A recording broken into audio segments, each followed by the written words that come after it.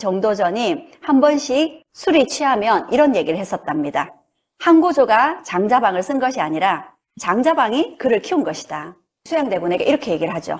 지금은 난세이기 때문에 항고조 유방이 비록 장량의 계책을 써서 천하를 얻었지만 그 또한 한신의 군세에 힘있지 않았다면 어려워질 것이다. 그런 난세인 만큼 무장들과 사귀십시오.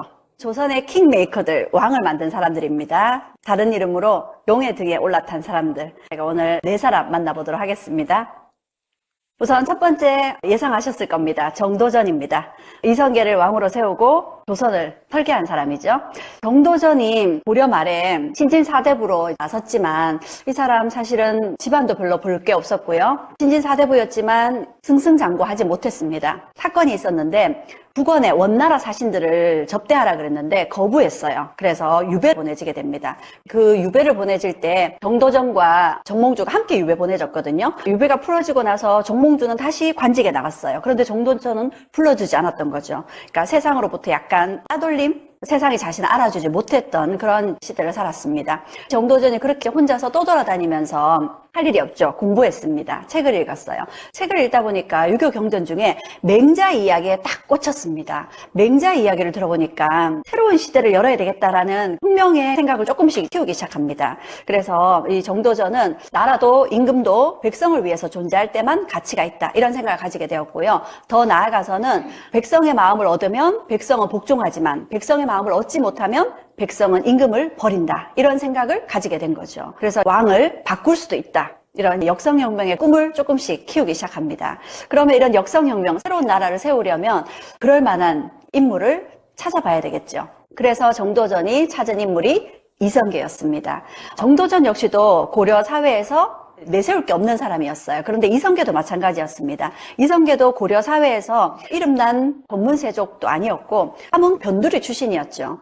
자신과 같이 이렇게 내세울 것 없던, 하지만 이성계는 외구와의 전쟁에서 큰 공을 세우면서 조금씩 유명세를 떨치고 영향력을 가지고 있던 그런 인물이었습니다. 그래서 정도전이 이성계를 자신이 세울 나라의 왕으로 두면 어떨까 해서 이성계라는 인물이 어떤 인물인지 확인을 해보러 갑니다. 그래서 이성계가 있던 함주까지 걸어서 그렇게 이성계를 찾아갔습니다. 이성계를 찾아갔더니 이성계가 엄청 많은 군대들을 지휘하고 있었고 그런 모습을 보니까 이성계의 리더십도 아주 탁월해 보였습니다.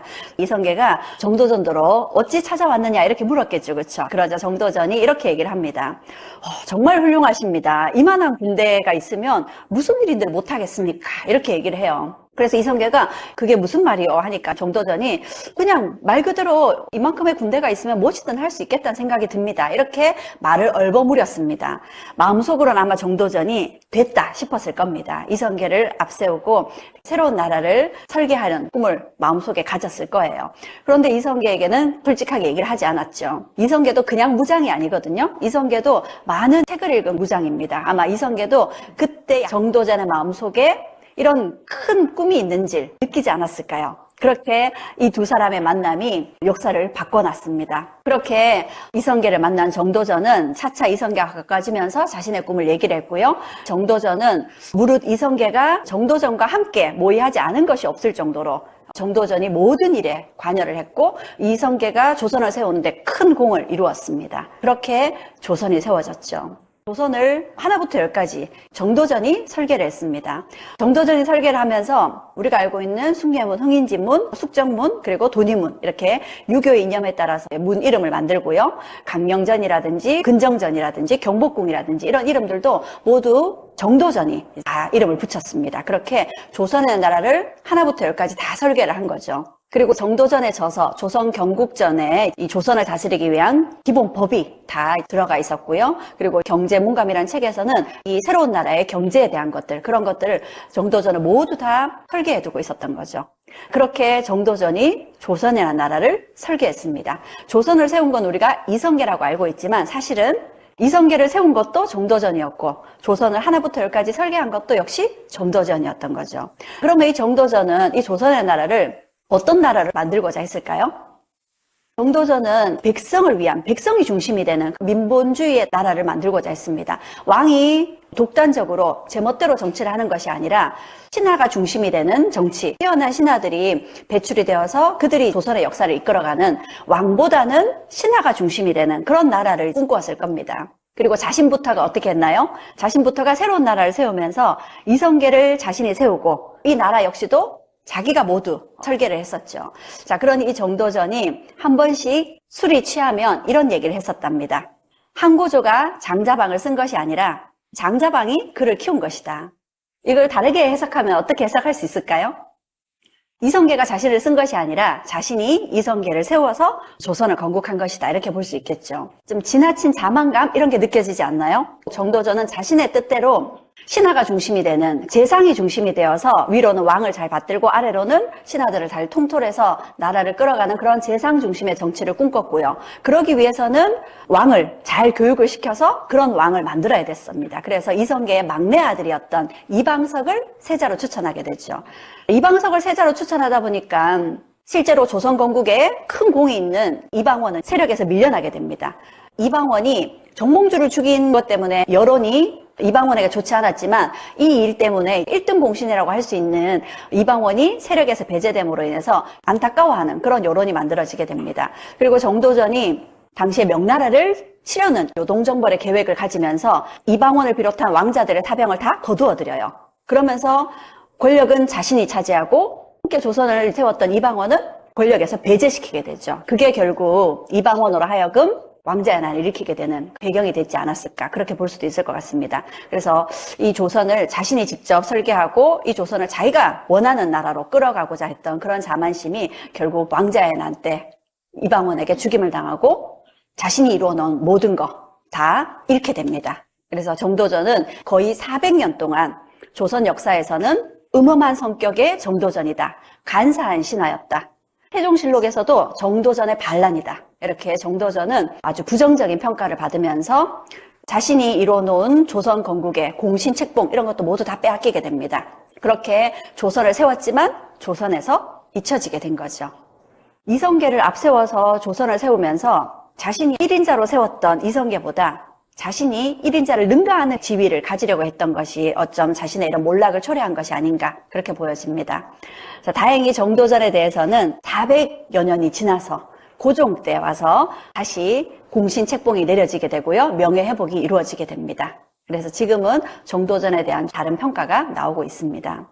두 번째로 용의 등에 올라탄 킹메이커 하륜입니다. 우리가 정도전은 많이 알고 있는데 하륜은 좀 덜 알려져 있죠. 하륜이 어떻게 킹메이커가 됐는지 한번 들여다보겠는데요. 하륜 역시도 신진사대부로 학식이 뛰어나고 특히 하륜은 풍수지리 이런 데 굉장히 능했습니다. 그래서 정도전하고 직접적인 부딪힌 일이 여러 번 있었는데 그중에 경복궁 위치를 놓고 정도전하고 하륜의 생각이 달랐어요. 그런데 그 당시에 권세는 정도전이 쥐고 있었기 때문에 하륜 역시 계속 정도전의 견제를 받았고 한직으로 밀려나게 됩니다. 자, 이런 하륜이 세상이 자기를 알아주기를 기다리기보다는 자신이 먼저 자신이 모실 리더를 찾아 나서죠. 그러던 중에 하륜이 자기가 모실 만한 인물을 찾았습니다. 하륜이 풍수지리뿐만 아니라 관상에서 굉장히 안목이 있었다고 하거든요. 당시에 권문세가였던 민재라는 사람과 친분이 있었는데 민재에게 이렇게 얘기를 합니다. 내가 관상을 많이 보지만 공의 둘째 사위 같은 사람은 내가 여지껏 보지 못했어. 내가 당신의 둘째 사위를 뵙고자 하니 공은 그 뜻을 전달해 주시오 합니다. 그 민재의 둘째 사위가 바로 이방원이었습니다. 이방원의 관상을 보고 왕이 될 만한 인물이다라는 걸 읽었던 거죠. 근데 그 당시에 이방원 역시도 하륜과 아주 합이 잘 맞았습니다. 왜냐하면 이 두 사람이 모두 정도전에 대한 반감을 품고 있었고요. 정도전으로부터 많은 견제를 받고 있었어요. 서로가 서로에게 아주 필요한 그런 존재였던 거죠. 이렇게 두 사람이 손을 합쳐서 정도전을 제거하게 됩니다. 그런데 이 정도전을 제거하기가 그 당시에 쉽지 않았죠. 모든 권력을 정도전이 가지고 있었던 겁니다. 이 시기 때 하륜이 정도전의 견제를 받아서 관찰사로 밀려나게 됐어요. 이 하륜이 자신이 모실 이방원의 옆에 있어야 되잖아요. 그런데 자신이 쫓겨나는 상황입니다. 그래서 이방원에게 제가 떠나면 반드시 정도전이 선수를 칠 겁니다. 대군께서는 이숙번에게 도움을 요청하십시오. 제가 그를 통해서 훈련된 군사들을 다 준비해놨습니다. 제가 설마하니 아무 준비 없이 대군을 남겨놓고 혼자 떠나게 하겠습니까? 하면서 만반의 준비를 다 해놨으니까 결행을 하라 한 거죠. 그래서 왕자의 난이 일어나게 됩니다. 그리고 이 왕자의 난에서 당시 세자였던 이방석을 죽이고 권력을 잡고 있던 정도전을 제거하고 이방원이 권력을 잡게 되는 거죠. 이렇게 이방원이 형제를 죽이고 권력을 잡았습니다. 그러니 이성계는 이 이방원을 굉장히 못마땅하게 여겼겠죠. 결국 이성계는 왕위를 둘째 아들에게 넘겨주고 떠납니다. 그리고 이 둘째 형님에게 이방원이 왕위를 양이 받았어요. 드디어 이방원이 태종으로 왕에 등극하게 되죠. 하지만 왕자의 난을 통해서 왕위에 올랐습니다. 그러니 자신이 왕위에 오른 정통성이 좀 부족할 수밖에 없죠. 그래서 어떻게든지 함흥으로 떠난 아버지 이성계를 모셔와서 왕으로서 옥새도 넘겨받고 인정을 받고 싶었습니다. 그래서 여러 번 아버지에게 사람을 보내어서 아버지를 모셔오기를 한 거죠. 못 이기는 척 결국 이성계가 돌아옵니다. 이성계가 이제 돌아온다는 소식에 태종은 기뻐서 들뜬 마음에 아버지를 마중 나가기로 합니다. 그때 하륜이 이렇게 얘기를 합니다. 상황의 노여움이 아직 다 풀어지지 않았을 것이니 모든 일을 염려하지 않을 수 없습니다. 그늘막을 칠 때 받치는 기둥을 의당 큰 나무로 쓰겠습니다. 그러는 거예요. 태종은 뭐 그럴 것까지 있겠느냐 싶어서 기쁜 마음에 아버지를 마중 나갔습니다. 그리고 아버지의 모습이 보이자 한달음에 아버지 가까이 가려고 나서는데 아버지가 가까이 보이는 순간 아들에게 화를 겨눠요. 태종이 깜짝 놀라서 숨을 곳이요? 그렇죠. 그 기둥 뒤에 숨어서 태종 이성계의 화살을 막을 수 있었다고 합니다. 하륜이 이런 것까지 다 예측해서 태종의 목숨을 구해준 거죠. 이렇게 이성계가 아주 노여운 표정으로 이방원을 향해서 활을 쐈습니다. 그리고는 허허허 웃으면서 하늘이 시키는 것이다. 네가 원하는 것이 이것이지 하면서 옥새를 넘겨줬대요. 그리고 식사와 술을 하면서 태종이 태조에게 술을 한 잔 올립니다. 그때도 하륜이 이렇게 얘기를 합니다. 술잔을 직접 드리지 마시고 내시를 통해서 드리세요. 그래서 술을 받아서 내시를 통해서 태조에게 올렸답니다. 그러자 태조가 그 술잔을 마시고는 옷자락 안에서 철퇴를 꺼내더랍니다. 철퇴를 꺼내놓고 허허허 웃으면서 이 또한 하늘이 시키는 일이다. 그러니 하륜이 염려했던 대로 진짜 상황의 노여움이 아직 다 풀어지진 않았던 거죠. 그리고 상황 역시도 마지막으로 이렇게 아들을 꾸짖으면서 마지못해 아들을 용서한 겁니다. 이성계가 활을 쐈던 곳이다 해서 이곳에 만들어진 다리를 살고지 다리라고 부릅니다. 이렇게 하륜은 자신이 모든 것을 다 이렇게 계획해서 자신이 모시는 이방원을 태종으로 만들었고요. 태종의 목숨을 이렇게 구해주기도 했습니다. 그래서 이런 걸 두고 사람들은 하륜을 태종의 장자방이다 이렇게 얘기를 하죠. 하륜은 신하로서 왕의 마음을 정말 잘 헤아려줬다고 합니다. 어떤 일이 있었냐면요. 태종이 아들에게 양위를 하겠다라고 발표합니다. 조선의 왕들은 가끔씩 이렇게 투정을 했습니다. 신하들이 얼마나 나에게 충성심을 가지고 있느냐 이걸 시험해 보기도 하고요. 그래서 태종이 양위를 하겠다라고 얘기를 했는데 신하들이 당연히 반대하겠죠. 그래서 태종이 그러면 내가 언제 선의할 수 있겠나 이렇게 얘기를 합니다. 그러자 당시 하륜과 함께 최측근이었던 이숙번이라는 사람이 이렇게 얘기를 합니다. 사람의 나이가 50이 되어야 혈기가 세하니 나이 50이 되기를 기다려도 늦지 않으실 겁니다. 이렇게 얘기를 해요. 그 말은요. 50이 되면 선의하십시오. 이 얘기죠. 이 얘기에 태종은요. 마음이 상했어요. 이런 태종의 마음을 헤아리고 하륜이 바로 이렇게 얘기를 합니다. 주상의 춘추가 60이고 70이고 세자의 나이가 30이고 40이 됐어도 불가할 텐데 하물며 지금 주상의 춘추가 한창일 때인데 절대 불가합니다. 지금도 절대 불가하지만 앞으로 60, 70이 돼도 불가한 얘기다. 이렇게 얘기를 했고요. 이 얘기에 태종의 마음이 풀렸다고 하죠. 그래서 하륜은 태종의 장자방이기도 하면서 누구보다 아랫사람으로서 윗사람의 마음을 잘 헤아리는 그런 신하였던 겁니다. 어찌 하륜을 총애하지 않을 수 있겠어요. 더군다나 태종은 하륜을 굉장히 신뢰했다고 합니다. 하륜은 굉장히 입이 무거운 사람이었다고 해요. 그래서 저 사람의 귀에 들어간 것은 쉬 입으로 나오지 않는다. 하륜만큼은 정말 믿을 만한 사람이다. 늘 이렇게 칭찬을 했었고요. 실록에서도 상왕이었던 태종이 이렇게 얘기를 했었다고 합니다. 하정승은 사람됨이 남의 잘하는 것을 되도록 도와주고 남의 잘못하는 것은 되지 아니하도록 말려주고 그 충직하기가 견줄 사람이 없었다 하고 칭찬을 해줍니다. 하륜에 대해서 실록에서는 어떻게 얘기를 하고 있느냐. 하륜은 천성적인 자질이 중후하고 온화한 인물이었고 결단하고 계책을 정하면 그 마음을 움직이지 않았다. 원칙이 하나 정해지면 쉽게 바꾸지 않는 사람이었죠. 그리고 인재를 첨가하지 못할까 봐 늘 두려워했고 많은 인재를 추천하려고 인재 추천에 굉장히 고민하는 사람이었죠. 집에 머물 때는 사치하고 화려한 것을 좋아하지 않았다고 합니다. 왕을 만든 킹메이커였지만 자신의 생활은 굉장히 검소했던 거죠. 그리고 글 읽기를 좋아해서 손에서 책을 놓지 않은 채 시를 읊으면서 자고 먹는 것도 잊을 정도였답니다. 이렇게 칭찬 일색의 평가를 받고 있습니다. 그런 하륜이 이렇게 얘기를 했습니다. 내가 죽으면 국장을 없애도록 청하고 집안 식구들끼리 조용히 장사를 지내도록 해서 백성들을 번거롭게 하지 말아라 하고 당부를 했다고 합니다. 왕을 세우면서 한 시대를 풍미했던 인물인데 돌아가실 때는 끝까지 백성을 걱정하는 그런 분이셨던 거죠. 하륜의 죽음 소식을 들은 태종은 엄청 슬퍼했다고 합니다. 하륜의 소식을 듣고 태종이 슬퍼한 내용을 살펴보면 전하, 진삼부원군 하륜이 정평 땅에서 세상을 떠났사옵니다. 태종은 심히 슬퍼하여 눈물을 흘리고 3일 동안 조회를 패하고 7일 동안 고기 든 음식을 먹지 않고 아주 깊게 상심하여서 자신의 탓이라고 스스로 원망했답니다. 왜냐하면 늘 하륜을 곁에 두고자 했어요. 근데 하륜의 나이가 태종보다 한 20살 정도 연상이었습니다. 그러니 하륜은 벌써 나이가 70이 되었던 거죠. 그래서 그만 은퇴를 하고 싶다라고 얘기를 했는데 태종이 놔주지 않았던 겁니다. 그냥 선대왕들의 무덤을 돌면서 바람을 좀 쐬고 돌아오시오 하고 보냈던 거죠. 그런데 그 길에서 그만 함경도에서 돌아가셨던 겁니다. 턱 밑에 종기가 약간 났는데 그게 결국 치료가 되지 못하고 죽음에 이르신 거죠.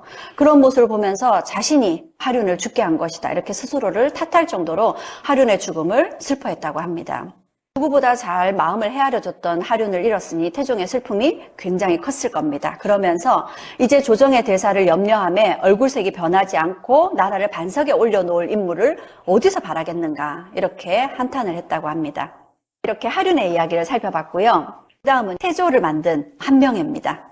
세조가 되기 전에 수양대군이었죠. 이 수양대군은 동생 안평대군과 많이 비교를 당했습니다. 이 수양대군은 세종의 둘째 아들이죠. 안평대군은 시나 그림 이런 데 굉장히 능하고 사람이 성격이 좋아서 여러 사람들이랑 잘 어울려서 안평대군 주위에는 늘 사람이 많았답니다.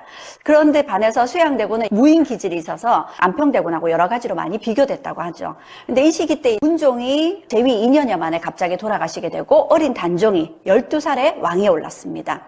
이 12살의 단종을 이제 옆에서 황보인과 김종서가 도와주죠.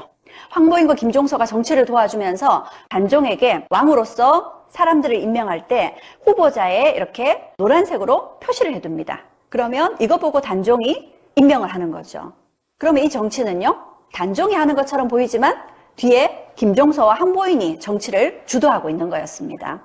자, 이런 상황일 때 김종서와 황보인과 또 안평대군이 가깝게 지낸다고 합니다. 그리고 김종서와 황보인 역시도 수양대군을 견제하고 있었으니 안평대군까지 합세하게 되면 결국 수양대군은 완전히 뒷전으로 밀려나거나 정치적인 보복을 당하게 될 수 있겠죠. 그러던 상황에서 수양대군 곁에 한명회가 찾아온 겁니다. 당시 한명회는 집안은 좋은 집안 출신이었는데 여러 번 과거에 낙방하면서 출사를 하지 못하고 있었어요. 겨우 한직을 하나 얻었는데 그게 경덕궁의 궁직이었습니다. 자신의 친구 소개로 수양대군을 만나게 돼요. 그리고 수양대군의 마음을 삽니다. 당시 수양대군에게 이렇게 얘기를 하죠.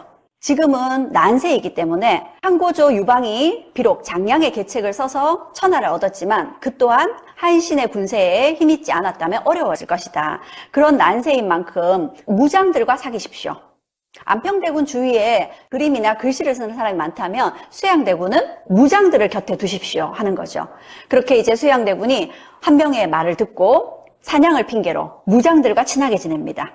사냥만 다니고 정치에 관심이 없는 척 이렇게 행동을 하니 김종서도 수양대군을 크게 견제하지 않았고요. 그렇게 무장들을 데리고 정변을 일으키게 되죠.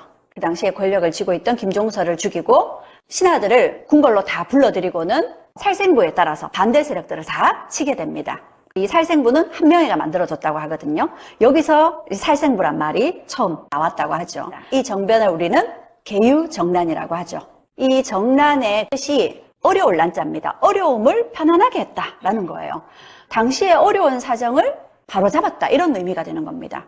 실질적으로는 쿠데타를 일으킨 건데 어려운 시대를 평정했다, 이렇게 평가가 내려지게 된 거죠. 이건 아마 계유정난이 성공했기 때문에, 승자의 편에서 평가가 됐기 때문에 이런 말을 쓸 수 있었던 거죠. 그렇게 수양대군이 권력을 쥐게 되었고 이후에 단종으로부터 양위를 받습니다. 그래서 단종은 상왕으로 물러앉고 수양대군이 세조가 되는 거죠. 세조 시기 때 또 한 차례 한명회가 세조의 목숨을 구합니다. 당시에 명나라 사신을 접대하는 일이 있었어요. 이 접대할 때 성승과 유흥부라는 이 무관들이 운검이라 그래서 왕의 뒤에 호위무사로 사신들을 접대하는 이 연회장에 함께 하기로 돼 있었어요. 그런데 유흥부와 성승이라는 이들이 이 연회 자리에서 세조를 치려고 했던 거죠. 단종, 복위를 도모했던 겁니다. 그런데 이때 한명회가 날이 덥고 장소가 좁으니 운검, 그러니까 호위무사들은 다 물러가라 했던 거죠. 이것 때문에 유흥부와 성승이 세조를 죽이는 모의가 실패로 돌아가게 됐죠. 한명회가 세조의 목숨을 구한 겁니다. 그리고 아주 재밌는 이야기가 있었는데, 한명회가 세조의 마음을 알아차리고 아주 중요한 사람의 목숨을 구했습니다. 이때도 연회가 열렸었는데 세조가 술자리를 아주 좋아한다고 합니다. 술자리가 열렸을 때는 신하들에게 우리가 함께 큰일을 도모했으니까 이런 사석에서는 나를 전하라 부르지 말고 형님이라 불러라. 이렇게 격이 없이 술자리에서는 함께 올렸다고 합니다. 그런데 넘어서는 안 되는 선이 있죠. 그런 선을 넘는 사람은 아주 또 과감하게 처벌을 하는 일도 있었다고 합니다. 그런데 세조는 술이 취해서 한 경우는 웬만하면 용서해줬다 그래요. 세조가 카리스마 있는 사람은 맞지만 굉장히 마음은 너그러운 사람이었다고 합니다. 그리고 세조가 또 보기와 다르게 로맨티스트거든요.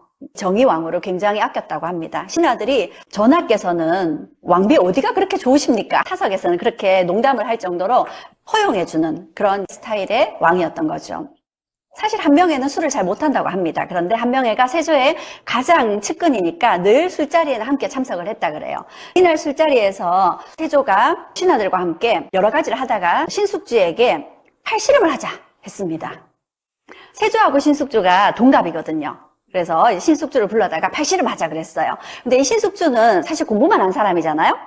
집현전 학자 출신이죠. 그런데 수양대군은요, 무인의 기질이 있는 사람이죠. 팔씨름 했는데 결과가 어떻게 됐을까요? 수양대군이 이겼습니다. 그러자 신숙주가 한 판 더 합시다 그래요. 그리고는 세조의 손을 잡더니 우리가 이렇게 딱 잡으면 좀 준비를 하고 해야 되잖아요. 근데 잡자마자 세조가 정신 차릴 때도 없이 확 넘겨버립니다. 그리고는 제가 전하를 이겼습니다 하고 막 큰 소리로 기쁨을 만끽했다고 합니다. 그런데 그 순간 세조의 인상이 살짝 얼굴빛이 바뀌었어요. 그런데 그걸 신숙주 눈치채지 못했습니다. 신숙주는 술이 챘으니까요. 그런데 한명회는 눈치를 챈 거죠. 그래서 한명회가 그날 술자리가 파하고 나서 신숙주의 집에 신숙주를 바래다 주면서 신숙주 집의 노비에게 이렇게 얘기를 합니다. 오늘 밤과 내일 새벽까지 절대 신숙주가 불을 밝히고 책을 읽지 못하도록 등불을 다 없애버려라 합니다. 그래서 신숙주가 그날 밤에도 그날 새벽에도 책을 읽지 못했어요. 신숙주는 원래 아무리 술이 취해도 집에 가서는 항상 책을 읽다가 잠을 잤다고 합니다. 근데 그날 밤은 책을 읽지 못했죠. 그냥 불을 끄고 잤습니다. 그런데 그날 밤에 세조가 보낸 사람이 신숙주의 집에 와서 보고 갔어요. 신숙주가 만약 그날 불을 켜고 책을 읽었으면 술이 덜 취한 게 되고요. 그러면 술이 덜 취했는데도 불구하고 세조를 기만한 거죠. 그런데 그날 다행히 신숙주가 불을 끄고 잤죠. 그래서 신숙주의 집에 다녀간 심부름꾼이 세조에게 그날 밤은 책을 읽지 않고 그냥 자더라 이렇게 보고를 했고요. 세조는 신숙주가 술이 많이 됐구나 하고 깨끗이 이해를 해주게 됩니다. 이렇게 신숙주의 목숨을 살려준 것이 바로 한명회인 거죠. 이렇게 한명회는 누구보다 세조의 마음을 가장 잘 알아차린 이인자였던 거죠. 한명회에 대해서는 이런 평가들이 나오고 있습니다. 한명회가 주상에 신임하는 바가 되어서 8도의 군사를 통솔하고 형벌과 상 주는 것이 모두 한명회의 손안에 있었다 하고 실록에서 얘기를 하고 있고요. 그만큼 최고의 권세를 가졌었죠. 한명회는 얼굴이 잘나고 키가 커서 바라보면 위대하였고 규모와 기계가 우뚝하여 무리에서도 항상 돋보였다고 합니다. 극찬 일색입니다. 그리고 나중에 공신 책봉을 무려 4번이나 받습니다. 충성공 한명회는 계려가, 생각의 깊이가 다른 사람보다 훨씬 뛰어나다, 이런 평가를 받고 있습니다. 생각과 지략이 굉장히 뛰어난 인물임이 이렇게 여러 글들에서 평가되고 있습니다. 관직도 영의정까지 오릅니다. 원래 한명회가 과거 시험에 합격하지 못했습니다. 원래 한명회는 경덕궁 궁직이었습니다. 궁직이었던 사람이 불과 14년 만에 영의정 올라갑니다. 조선 역사상 이렇게 낮은 직위에서 최고 직위까지 올라간 인물은 한명회가 유일한 거죠. 그리고 한명회는 자신의 2 딸을 왕에게 시집 보냅니다. 예종에게 시집을 보냈고요. 이후에 성종에게 딸을 시집 보내게 되죠. 근데 안타깝게 딸들이 다 일찍 죽긴 합니다. 그렇지만 어쨌든 고려시대가 아닌 조선시대에 한 집안에서 이렇게 왕비를 2명이나 배출하는 것은 정말 유례가 없는 일이거든요. 그 정도로 최고의 권세를 가졌던 사람이 바로 한명회였습니다. 하지만 한명회의 죽음이 끝까지 편안했던 건 아닙니다. 나중에 성종의 아들이었던 연산군이 자신의 어머니 폐비윤씨 사건을 빌미로 갑자사화를 일으켰을 때 한명회가 보복을 당합니다. 왜냐하면 한명회의 딸이 성종의 첫 번째 부인이었거든요. 그리고 일찍 죽게 되면서 2번째 부인이 폐비윤씨였어요. 그래서 이 한명회는 이 폐비윤씨를 좋게 생각하지 않았고 결국 폐비윤씨가 폐위되는데 한명회 역시도 일조했던 겁니다. 그 때문에 연산군으로부터 보복을 당하게 되죠. 이미 한명회는 이승 사람이 아니었음에도 불구하고 부관참시 관을 열어서 다시 목을 치는 그런 일을 겪어야 했습니다. 4번째는 신숙주, 역시 세조의 오른팔이었던 인물인데요. 이 신숙주는 집현전 출신의 학자였습니다. 집현전에서도 굉장히 이름난 학자였죠. 그래서 많은 사람들이 신숙주를 자신의 편으로 만들려고 애를 썼습니다. 수양대군도 그랬고요. 안평대군도 그랬고요. 그런데 수양대군이 먼저 신숙주를 불러들이게 됩니다. 어떻게 해요? 당시 수양대군에게 한명회가 명나라로 가는 사신사로 자원하라고 합니다. 당시에 단종이 왕위에 올랐고 단종의 왕위 즉위를 허락받는 사신으로 명나라에 가게 되죠. 수양대군이 내가 왕가의 사람으로서 이 정도는 해야 되지 않겠느냐 하고 자신이 직접 자진해서 사신으로 명나라를 가게 됩니다. 그러면서 신숙주를 데려가겠다고 한 거죠. 신숙주가 학식도 풍부하지만 외국어가 굉장히 뛰어납니다. 아주 탁월한 외교적인 능력을 가지고 있었거든요. 그래서 신숙주를 데려가겠다고 하고 이 2 사람이 함께 사신으로 명나라를 떠납니다. 명나라로 가는 길이 쉬운 길이 아니에요. 사신으로 한번 다녀오는 길은 죽을 고생을 함께 하고 오는, 그래서 사신으로 함께 다녀온 사람들 사이에서는 일종의 전우회 같은 끈끈한 그런 게 생깁니다. 근데 이 2 사람이 같이 갔다 왔으니 그전에는 별로 친하지 않던 관계였지만 사신으로 함께 갔다 오면서 아주 끈끈한 관계가 된 거죠. 그리고 신숙주는 수양대군을 직접 옆에서 겪어보니까 자기가 생각했던 것보다 훨씬 호방하고 굉장히 인품도 훌륭하고 자신이 몰랐던 그런 진면목을 보게 된 거죠. 그러면서 신숙주 역시도 수양대군에게 매료되기 시작합니다. 그리고 수양대군은요, 당연히 신숙주를 자기 사람으로 만들려고 애를 썼고, 그렇게 이제 조금씩 신숙주의 마음을 열게 만든 거죠. 자, 그렇게 2 사람이 함께 명나라를 다녀오면서 의기투합하게 됩니다. 그리고 이 2 사람은 명나라에서 명나라의 영락제 무덤을 함께 찾았습니다. 이 영락제가 누구냐면 명나라의 3번째 황제예요. 명나라를 세운 사람이 주원장입니다. 이 주원장이 맏아들에게 왕위를 넘겨주려고 했는데 이 맏아들이 먼저 죽어요. 그래서 맏아들의 맏아들, 그 맏손자에게 왕위를 넘겨주게 됩니다. 그래서 주원장의 손자였던 건문제가 왕위에 오르게 돼요. 근데 이 주원장이 이 명나라를 건국하고 나서 몽골 세력들을 견제하기 위해서 국경지역에 왕자들에게 군대를 줘서 국경지역을 다 지키도록 했습니다. 그래서 당시에 영락제는 연왕이란 이름으로 국경지역에 군대를 주둔하고 그 지역에 세력을 형성하고 있었죠. 그런데 이 영락제의 조카였던 건문제가 각각 군사들을 가지고 국경지역에 세력을 형성하고 있는 삼촌들이 자기에게는 굉장히 위협적이었어요. 그래서 삼촌들을 견제하려다가 결국 영락제에게 반격을 당한 겁니다. 그래서 영락제가 수도로 쳐들어가서 권력을 잡고 명나라의 3대 황제로 즉위하게 됩니다. 근데 이 영락제가 권력을 잡은 이 사건을 정난의 변이라고 불렀을 거죠. 난리를 평정했다. 이런 이름을 누가 먼저 붙였느냐? 영락제가 먼저 붙였습니다. 계유정난의 이 정난은 당시에 세조가 벤치마킹 한 거죠. 왜?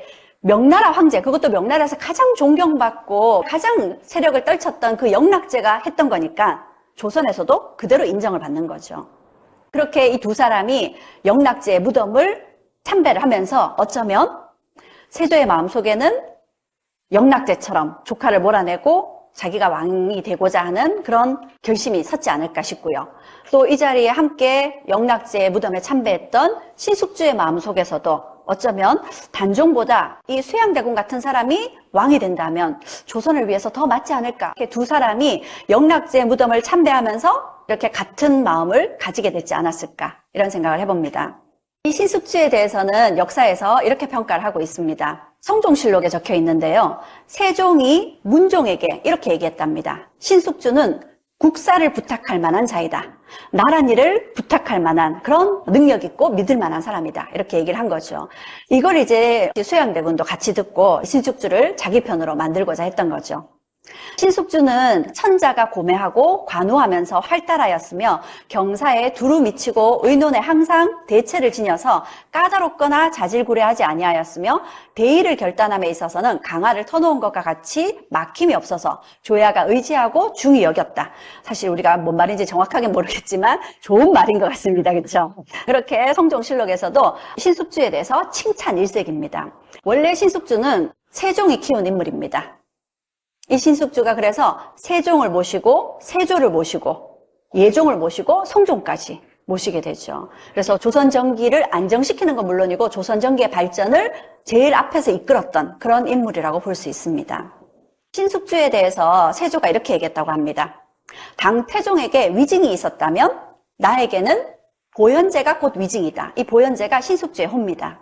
당태종은 중국 역사상 가장 존경받는 황제 중에 한 사람입니다. 근데 이 당태종이 존경받는 황제가 될 수 있었던 것은 위증 덕분이었습니다. 그러면 이 위증이 어떤 인물이냐? 위증이라는 인물은 원래는 당태종의 형님의 책사였습니다. 그리고 이 위증이 당태종의 형님에게 당태종을 죽이라고 했었거든요. 그런데 당태종이 먼저 형과 동생을 죽이고 황제의 자리에 오릅니다. 그리고 자신을 죽이라고 했던 위증을 불러다가 자신의 신하가 되라고 하죠. 그런데 위증이 거절합니다. 그리고 돌아가신 황태자께서 제 말씀을 들었다면 지금 이와 같은 일은 생기지 않았을 텐데, 이렇게 얘기를 했다는 거죠. 당태종을 죽였어야 되는데 이렇게 얘기를 했던 겁니다. 그런데도 불구하고 당태종은 끝까지 위증을 자기 사람으로 만들려 애를 썼고요. 위증을 비롯하여 여러 신하들에게 앞으로 나에 대해서 할 말이 있는 사람은 누구든지 편하게 해라. 나는 무엇이든지 다 들을 준비가 돼 있다. 이렇게 늘 신하들과 소통하는 그런 군주로 이 당나라를 이끌게 됩니다. 당시 위증이 당태종에게 이렇게 얘기를 했었다고 합니다. 자신은 양신이 되기를 원하지 충신이 되고 싶지 않습니다. 신하들의 최고로 칭송하고 최고를 일컫는 것이 충신이잖아요. 그렇죠? 왕에게 할 말이 있으면 목숨을 걸고라도 얘기하는 사람이 충신입니다. 근데 양신은요, 왕에게 할 말이 있으면 그걸 현명하게 얘기를 하는 거죠. 충신은 직언을 하다 보면 왕이 신비가 상할 수 있겠죠? 그럼 화가 나서 신하를 죽일 수도 있습니다. 그리고 나서 후회하게 되겠죠. 결국 이 충신의 충언 때문에 왕은 신하를 죽이게 되고 후회하게 되고, 신하는 왕을 위해서 충언을 했는데 왕에게 죽임을 당하는 이런 어리석은 결과를 초래하게 되는 거죠. 그래서 그런 충신이 아니라 오히려 자기가 하고자 하는 얘기를 현명하게 왕에게 얘기할 수 있는 그런 양신이 되겠다라고 얘기를 했고요. 늘 당태종 곁에서 당태종을 위하는 이런 얘기들을 해줬다고 합니다. 그래서 이 위증덕택의 당태종은 정말 훌륭한 정치를 펼칠 수 있었는데, 당태종이 이렇게 얘기를 했다고 하죠. 사람은 구리로 거울을 만들어 의관을 바로잡고 옛것을 거울로 삼아서 나라의 흥망성쇠를 알 수 있으며, 사람을 거울로 삼아서 자신의 득실을 알 수 있다. 위증의 죽음으로 인해서 짐은 거울 하나를 잃고 말았다. 나를 비춰주는, 나를 바르게 이끌어주는 그런 거울을 잃었다는 거죠. 당태종은 우리 역사에서도 등장하는 인물인데, 고구려 때 당태종이 쳐들어온 거였습니다. 안시성을 함락시키지 못하고 돌아가야 됐었죠. 그때 안시성을 함락시키지 못하고 결국 돌아가면서 당태종이 이렇게 얘기했다고 합니다. 위증이 살아있었다면 이런 일은 없었을 텐데. 이렇게 신숙주까지 얘기를 했고요. 사실 이 자료는 한명회에 들어왔어야 되는데 한명회는 당시에 모든 권세를 가지고 있었고 토지와 노비 그리고 금은보화 이런 뇌물이 굉장히 많았다고 하죠. 그리고 집도 굉장히 크고 좋은 집들을 가지고 있고 첩도 많이 뒀다고 합니다. 뭐 남부러울 게 없었죠. 얼마나 재물이 많았는지 자신이 직접 명나라 황제에게 뇌물을 바치기도 했었다고 합니다. 그래서 뭐 하나 부러울 것 없는 사람이 바로 한명회였습니다. 그리고 이 한명회에게는 아주 멋진 정자가 있었는데 바로 한강이 보이는 압구정이라는 정자를 가지고 있었습니다. 여기가 압구정이죠. 선하절경이었다고 합니다.